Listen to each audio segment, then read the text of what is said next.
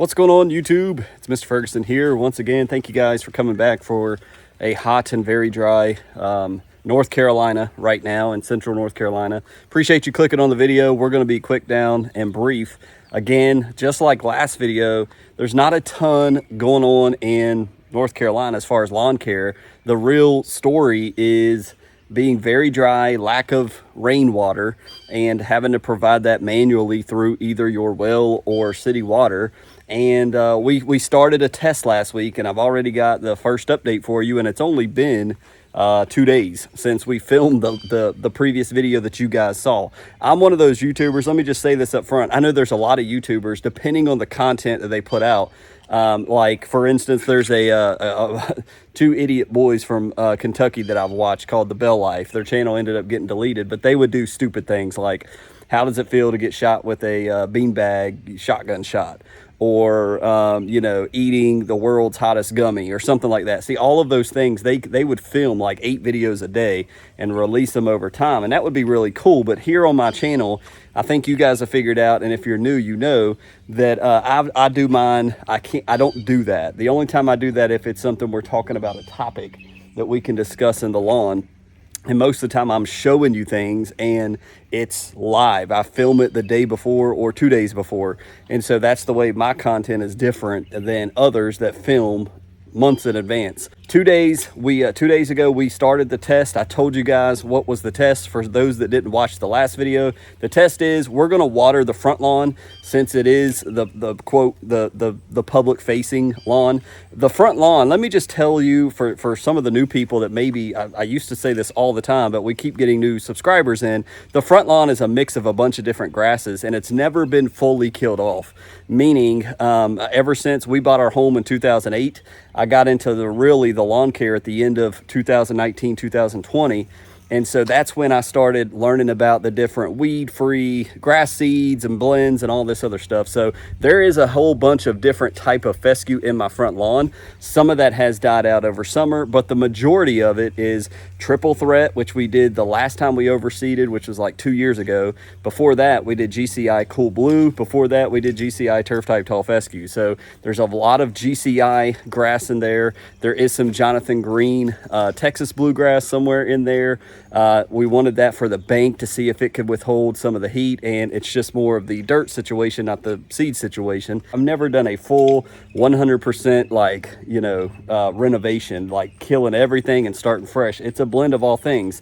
So you can kind of see through the pictures I show and the thumbnails and all that stuff that even though I've got different varieties and blends, some of that I did myself, some of that is just natural from the earth. But we're talking about water. Sorry to get off on the trail, but that's kind of the backstory. And so let me show you the update since Thursday when we filmed, of we're not going to water the side and the back of the house.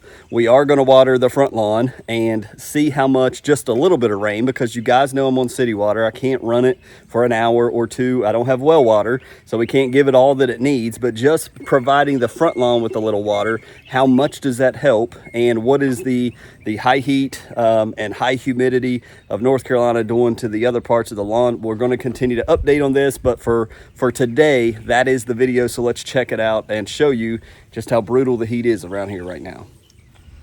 So we're doing Saturday morning watering. I'm using the broken wide sprinkler. I can't remember it. Milner, I think Milner is the one. So it goes all the way up to the bank, stops, and then comes back forward because it's broken. It's going to come forward, as you can maybe see right there. But yesterday, Thursday afternoon, and then yesterday, Friday, man, the brutalness.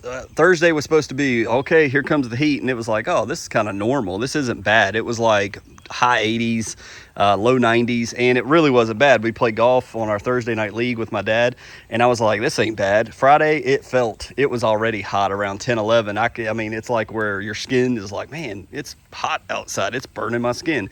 And it started to turn white. So the bank got hit really hard. Some of this, even over here, the reason why I'm watering, over here in the more established area of my front lawn started stressing out. So we've already run the sprinkler here about 20 so minutes.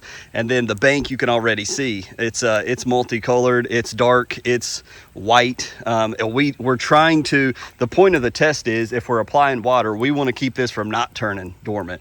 But even still, the part of the watering test may be I don't have the money to keep it from turning white by applying all the water that it needs. So you see this sprinkler going back and forth. It's just still stressed out from, this is where obviously this tree provides a lot of shade. It gets none of that on the bank. So we're giving it some water this morning to hopefully, we want it to try to stay green as long as possible. We may give up on it. So we're doing this in the front lawn. We've already done, believe it or not, that section down there towards the neighbor's mailbox. And now I'm doing the middle section over here, which is the last part. And then we'll move the sprinkler maybe over a little bit just to water the bank the best we can. That because of the root system on this grass on the bank, it stresses out very easily in high heat, but it comes back sometimes. And as we mentioned, again, if you're new, thank you, Rain, we are going to be overseeding. So that's kind of the reason we're doing this test. So with that in mind, let's go check out the back and the side after 2 days. How has this North Carolina heat done a number on my lawn without any water, no irrigation? Let's see what it's looking like 2 days after the beginning of our test. So we said for our test, we're doing the side and the back. And even my wife was like, oh, come on, you got to at least put the water over here. I said, nope, we're not doing it. I'm still holding strong. I'm not giving in. It's already turning kind of white right here in front of me. She's working in the flower beds over here. And it's already, I can see stress. And we're talking about it's not even 10 o'clock this morning yet. We're seeing a little bit of signs here on the strip. But there you go. Even way over here close to the neighbor's lawn on the strip, look at this, how it's shiny. It's looking like Pinehurst. Look at this grass. It is not happy. And these are areas that normally hold out pretty good after we've had rain. So you can already see after 2 days the brutality of the heat in our spot. This is, again, we heavily applied hydrotain here as well. And it's been a month. So to be fair to hydrotain, you do have to reapply it 3 ounces every month. After you put that base rate of 12 down, you're supposed to reapply every month 3 ounces. I've not reapplied. I don't think I'm going to. We're going straight normie, meaning normal person. We're not watering. We've got nice lawn, but we're not going to water. We're going to let Jesus water it, and that's it. So as long as I can take it. But it's starting to brutalize. We're not white. We're not beach white yet like it's been. The other thing is we are going on a vacation. I have to make a decision if I'm going to commit to this on my vacation. I may come back to a dead lawn, but hey, it's YouTube content. So obviously the signs, right? We see it shrivel up and you see growth stop. I can see right here in this picture to show you all, growth has stopped, because if you squat down, you can see all of this has just been, it's just like we put the Fusilade product down. It has stunted the growth. It stopped growing. It's shriveling. It's thirsty. But back here, it is still green. This area, these roots clearly have gotten down deeper. It has grown. You can see the taller fescue right there that continues to grow, and it looks fine. So and it's obviously a little more in the shade, which makes a difference. But the sun, as you can see, the sun is going to come over the top of these trees here shortly, and it's going to start hitting this here in a little bit. It's already started on this section, and it'll start hitting this guy, and there we're off to the races of just cooking it. So now over here, same thing. In the middle, we're starting to see a little bit of stress, but we're pretty good over here where the grass is hugging the shade. And our Jonathan Green is starting to show a little bit of brown over here. This is our dense shade mix we planted for such a season as this right here. If you're not familiar, check out in my popular videos. I think I did a video comparing GCI turf versus Jonathan Green. This on the edge, you see all the shade. All the shade is not here. We've talked about this many times on my channel. All the shade is not here when in the winter time. In the fall, in the the winter and the early spring, it's wide open, and so it gets sun back here. Well, now it clouds it up. So your fescue, some blends need sun more than others. So we put a shade mix back here, blended on the edge, so that it doesn't need all the sun that it does not get in the springtime and in the summers. You see, I'm not mowing this thing anytime soon. I am not. it's actually probably time to take the striper off. If you've got a lawn striper like myself, meaning the lines that you see in my lawn, if you're using that, it's time to take it off. We don't want added stress to our lawn. You can already see we're starting to stress out in this section right here. Another thing, my wife said, I just found a grub in the plant bed over here where we have mulch and stuff. So there's white grubs. You may want to look at, if you find white grubs, you're digging, you're outside, you're digging around, you find some white grubs, you may want to apply some 24-hour grub treatment from Bio Advanced. Too easy, you know, we knock them out, we kill them.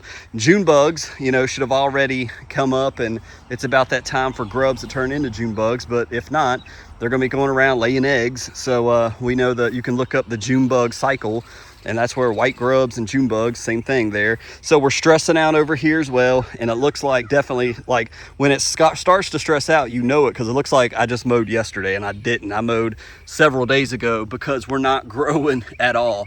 It's so hot, it's protecting itself, where this line over here, you can see blades that have shot up and are shiny and look good, but over here they're not. It's that dark pinehurst looking color. That's the best way I can describe it. So we've got uneven grass here, and that's fine. We were gonna have, you know, some of the grass that is, if it doesn't get water long enough, then some of this taller grass is gonna stop growing as well, and it'll just be stuck and stunted in a higher, you know, length than the others. But we're starting to see the stress. But so far, I mean, we're not terrible right now, but again, we're only 2 days into it. But I fear for the hot spots, and you should take note of this. And again, take note of this when if you're doing what I'm doing and you're like, okay, I'm not watering my backyard. Well, take note of where the areas that stress out first. If you're going to be at your forever home, you're planning on doing irrigation, and take note of these spots. These are the spots, if you want to make an investment into your home and into your lawn, that you don't want to constantly deal with this. These are the areas that stress out first. These are the areas where I know my roots are not getting down deep. There's something down there. I need to dig some of these up and replace this with topsoil. You can do that. This is exposing those areas, right? So it is a way to find out, hey, in the fall, when I do all my overseeding and my work, I'm going to do X. I'm going to take this section right here. I'm going to totally have somebody come in, take out 5 inches of dirt and replace it with a good 5 inches of topsoil. Take note of that. Maybe you've got the budget and the money and you want to do that. That's how I would go about doing it. If I was going to invest into my home and in my property, if I'm trying to sell it, you know, or if I'm going to be there forever and I'm like, I don't want to deal with this year after year after year. And so just think about that as well. So it's not always a bad thing. We can find out, hey, we're putting our grass through the test, right? Summer is the test. We've prepared it, we fed it, we fertilized it. And so now is the test of summer. All right, how are you going to do with lack of, CK, lack of water? How are you going to handle up? How has all these products affected it? Has it helped? Has it not? Are we going to see a difference? Now, here's the caveat. If you're a person watching this video and you just planted for the first time, please do not do this. Do what you got to do to get your grass. This is mature fescue grass, several years in the making. I'm doing this because my lawn is not a first-year lawn. If you're a first-year lawn like our project lawn, I'm not even worried about that. We're starting over with that. But you need to try to make it through your first summer, and it took me 3 years to make it through my first summer with my fescue back here. It took me several years. So you want to establish the good long roots of a good fescue lawn over time. So please don't do this. I'm just doing this for content because this is very mature grass, and you see what's happening to very mature grass. It's not totally checking out, but it's only going to get worse as we go on. So I hope it's not too boring for you guys, but I'm going to update you with this, and hopefully we will talk about other topics going into the week as well. But God bless you.